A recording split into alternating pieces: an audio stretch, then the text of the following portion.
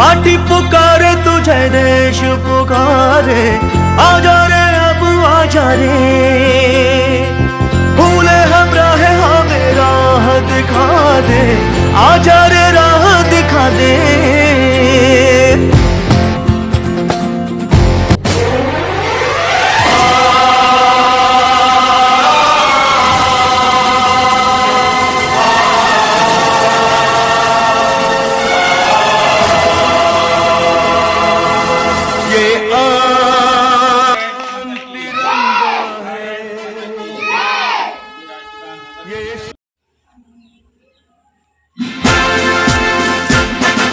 जनगण मन अधिनायक जय हे भारत भाग्य विधाता।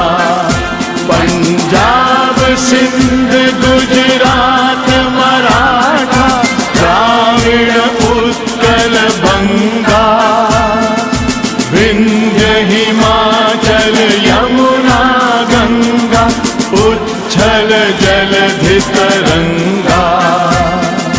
तव शुभ नामे जागे, तव शुभ आशीष मांगे, गाहे तव जय गाथा। जन गण मंगल दायक जय हे भारत भाग्य विधाता।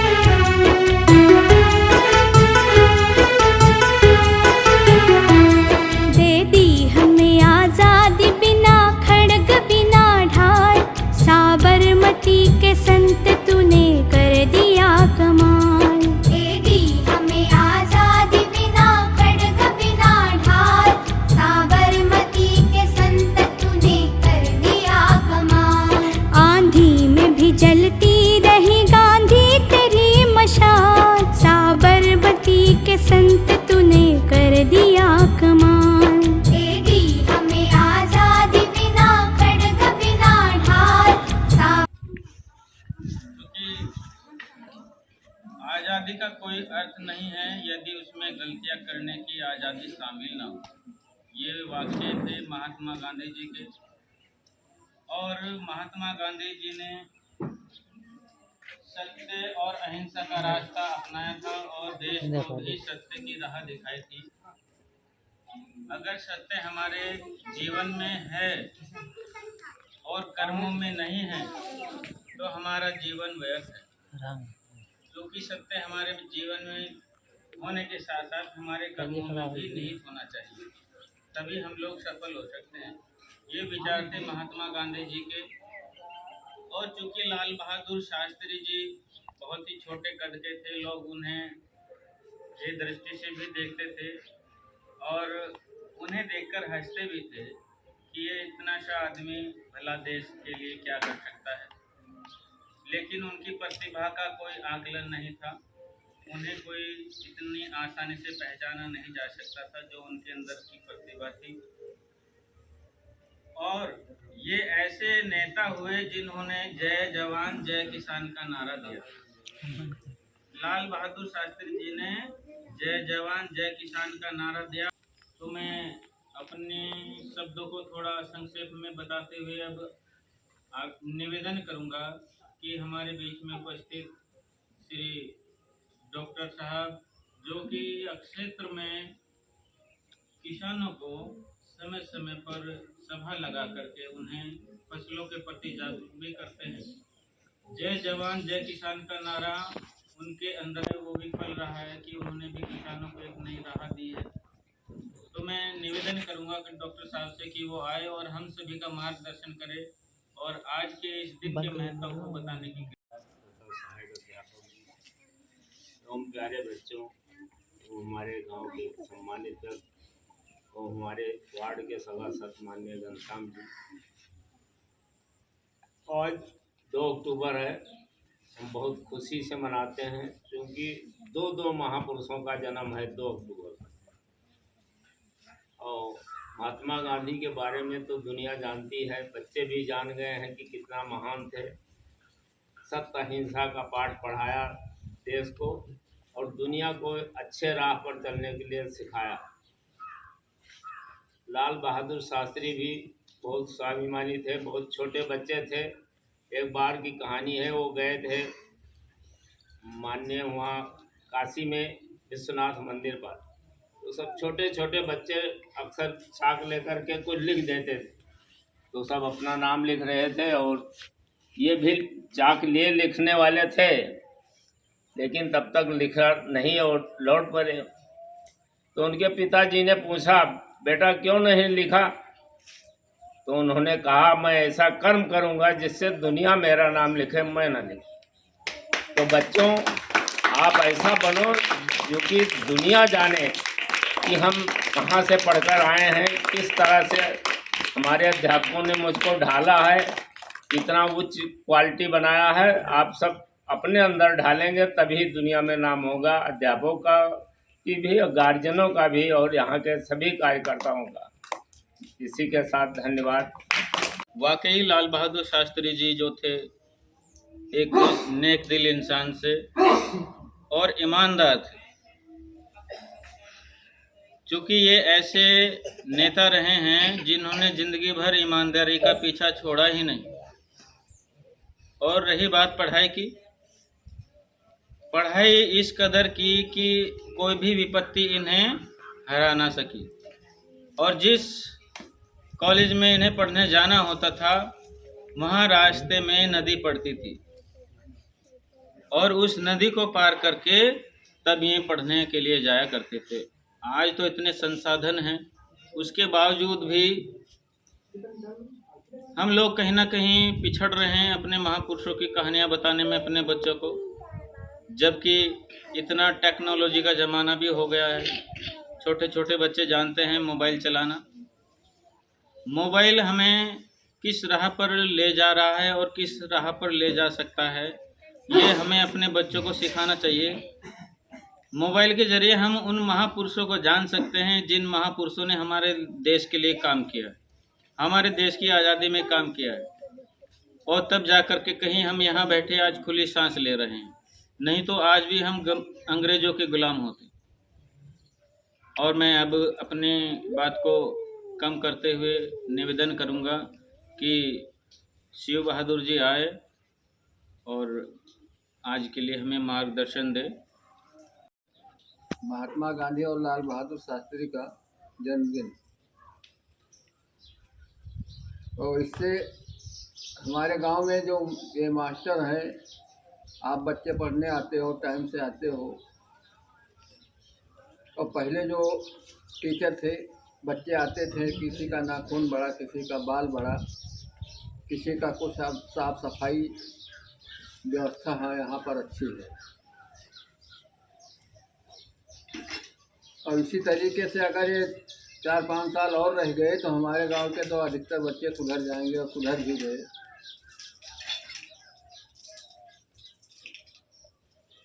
इसी के साथ विराम। निवेदन करूंगा कि विजय बहादुर जी आएँ, वो भी अपने शब्दों से हमें अनुग्रहित करें। ये प्राचार्य महोदय तथा गाँव के बच्चों, 2 अक्टूबर को 2 महापुरुषों की जयंती है, जन्मदिन है, लाल बहादुर शास्त्री, महात्मा गांधी। इन्होंने बहुत बड़ा त्याग किया है देश के लिए, और उसी को हम लोग याद करते हैं कि ताकि आने वाली पीढ़ी भूले न। जिस प्रकार पितर पक्ष में श्राद्ध किया जाता है अपने पूर्वजों के लिए, श्राद्ध जैसा कहा है, तो उसमें याद किया जाता कि हाँ, उसी प्रकार हमारे ये महापुरुष हैं, हमारी पीढ़ी भूले ना कि इन लोगों ने क्या किया। इसलिए जरूरी है उनके हम आदर्श पर चलें। ईमानदारी सबसे बड़ी चीज़ है, ईमानदारी। एक चौपाई है, गोस्वामी जी ने लिखा है, अगर सत्य को आप पकड़ लें तो सभी क्षेत्र में आगे जाएंगे। सत्य मूल सब सुकृत सुहाए, वेद पुराण विदित मनु गाए। उमा कहूँ मैं अनुभव अपना, सत हरि भजन जगत सब सपना। हम लोग सब सत्य के ऊपर चलेंगे, ईमानदारी।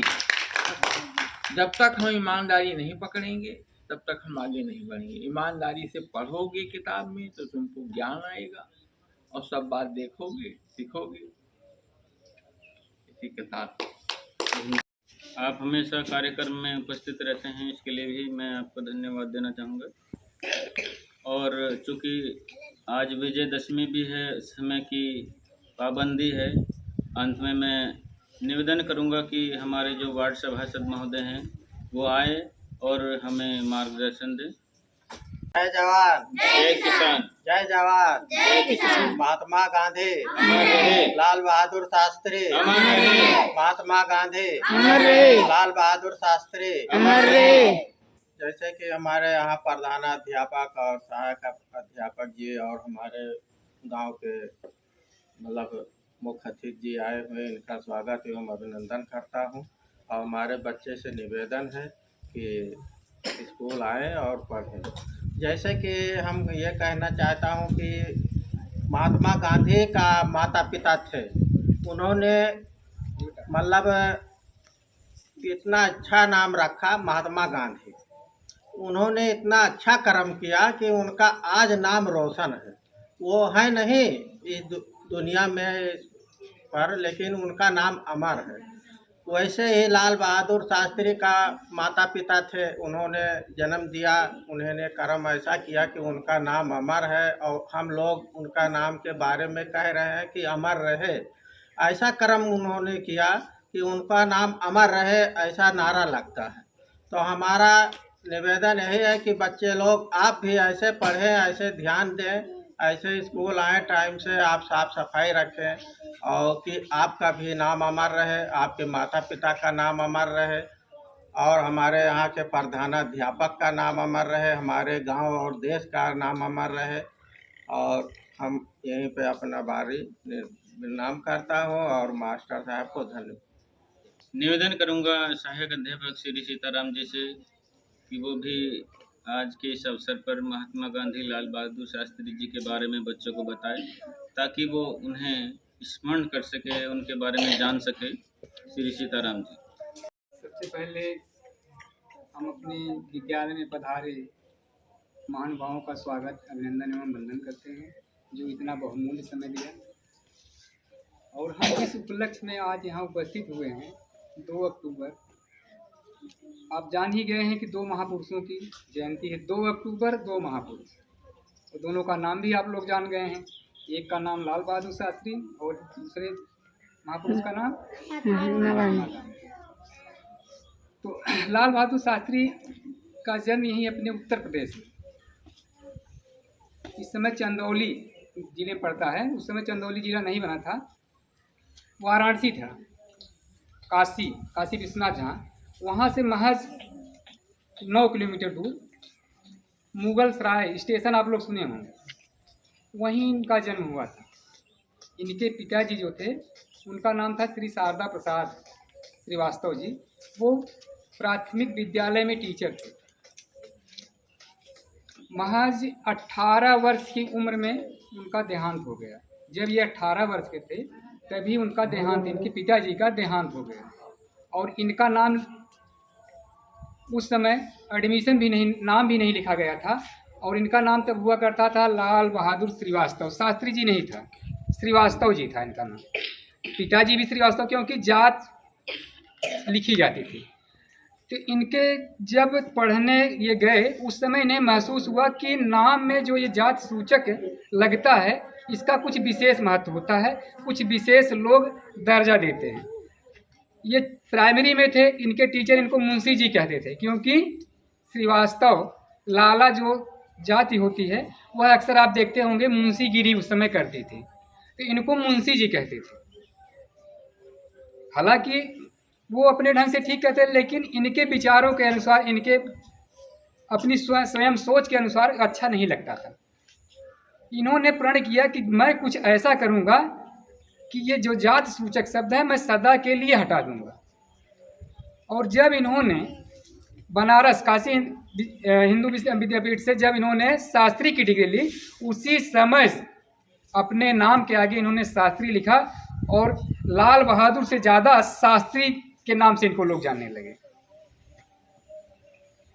धीरे धीरे अपनी प्रतिभा के बल पे अनेक ऊंचाइयों को छूते गए, अपने परिश्रम, अपने त्याग, अपने समर्पण और अपनी ईमानदारी पे।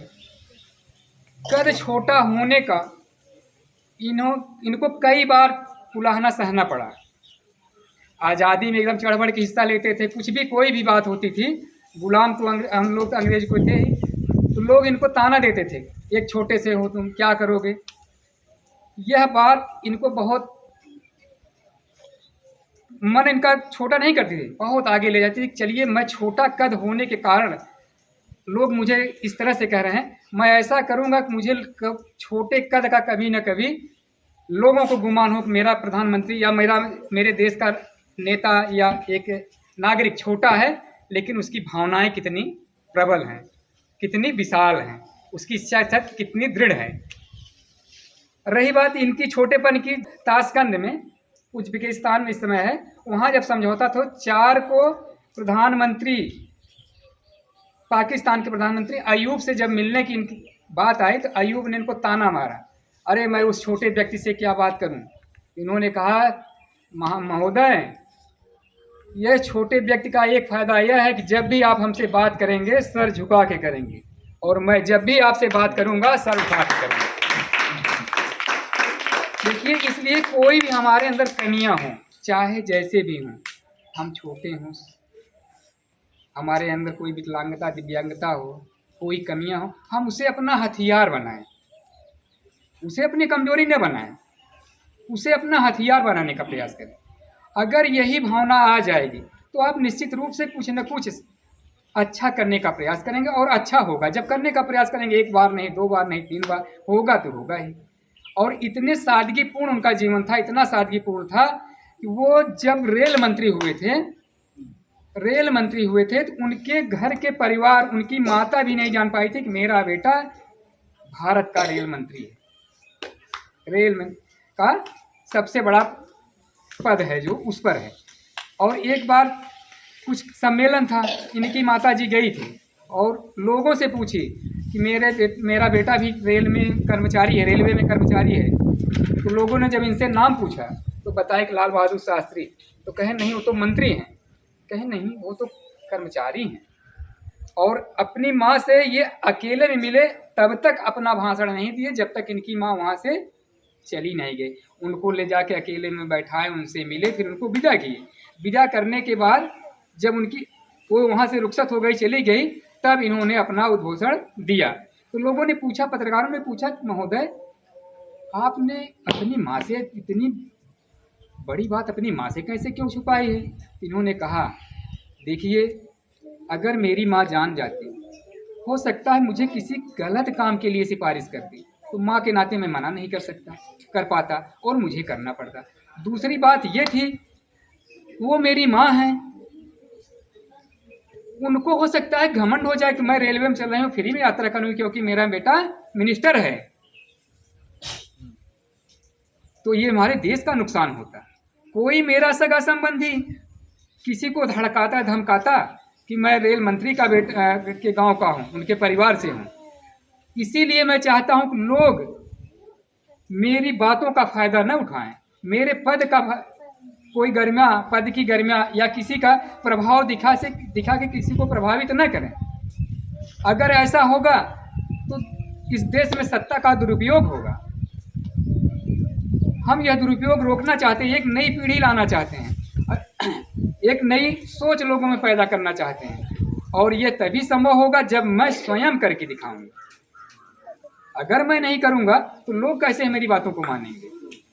भाई तभी मानेंगे जब मैं वह करता रहूंगा। इसे अब यहाँ पे एक प्रेयर दोपहर में खाना खाने के समय प्रेयर होता है ना, प्रार्थना होता है प्रभु जी की भोजन के लिए।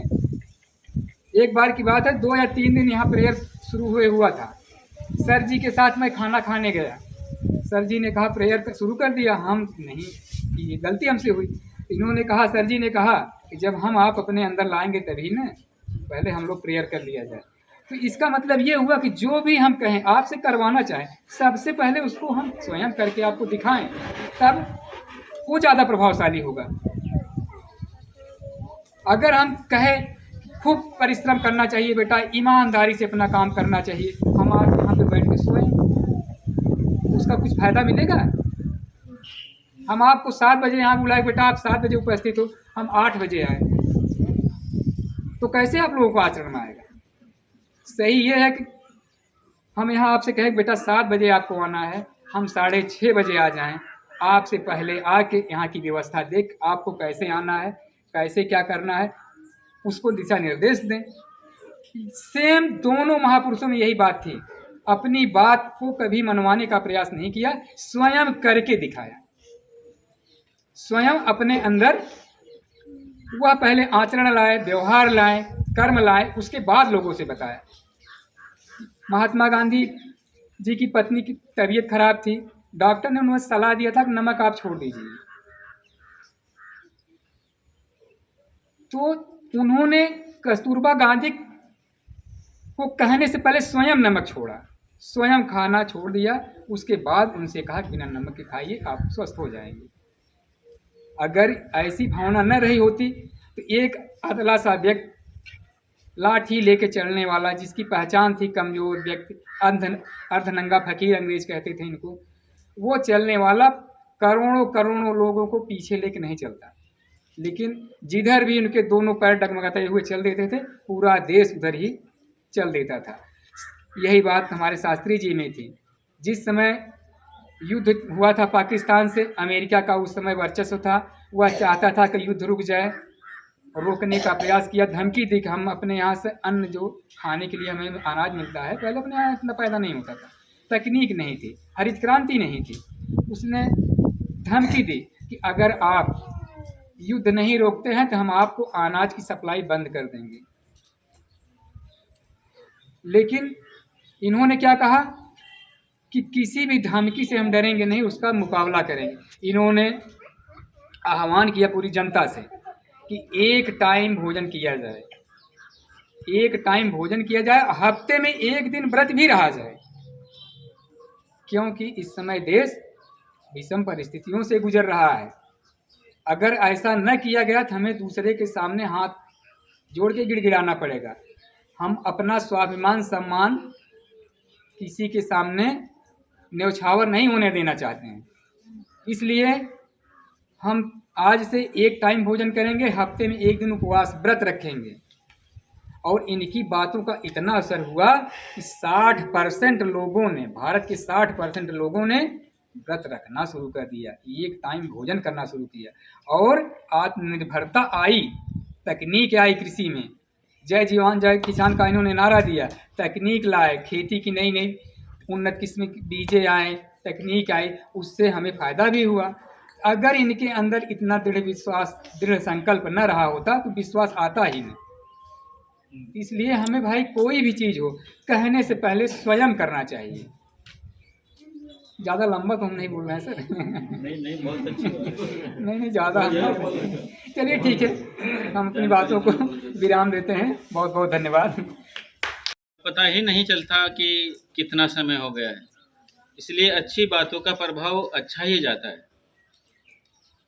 जैसे कि सर बता रहे थे कि लाल बहादुर शास्त्री जी के आह्वान पर पूरे देश ने एक समय खाना शुरू कर दिया, एक समय व्रत रखना शुरू कर दिया, और हफ्ते में 1 दिन व्रत पूरे रखना शुरू कर दिया। तो जब कोई व्यक्ति प्रभावशाली होता है तो उसका प्रभाव अवश्य ही पड़ता है। ऐसा ही आचरण हमें अपना करना होगा, जिससे कि हमारी बातों का प्रभाव दूसरों पर पड़ना लगे। तो इसलिए हमें महापुरुषों के जीवन से कुछ सीखना चाहिए, उनकी कहानियाँ पढ़नी चाहिए, उनका जीवन परिचय पढ़ना चाहिए कि उन्होंने अपने जीवन में कौन कौन से संघर्ष रहे हैं और क्या क्या उन्होंने देश के लिए किया है। सर जैसे बता रहे थे युद्ध की बात थी। जब ये प्रधानमंत्री थे लाल बहादुर शास्त्री जी, भारत पाकिस्तान का युद्ध हुआ तो उसमें क्या था कि रात में पाकिस्तान ने भारत पर अचानक से हमला बोल दिया। तो सभी लोग जितने भी मंत्रीगण थे सभी इस बात से हैरान हो गए कि अचानक से पाकिस्तान ने भारत पर हमला क्यों कर दिया। अब जिम्मेदारी प्रधानमंत्री महोदय श्री लाल बहादुर शास्त्री पर आन पड़ी।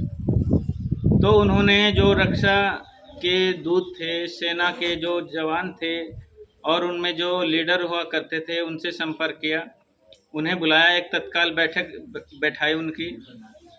तब उन्होंने जवाब दिया कि आप अपने तरीके से देश की रक्षा कीजिए। लाल बहादुर शास्त्री की बात सुनकर के जो सेना के नायक थे उन्होंने अपनी सेना को आदेश दिया और अपने देश को उस आतंक से बचाया। उस समय फिर लाल बहादुर शास्त्री जी की चर्चा हो गई कि आपने ये सब कैसे कर दिया।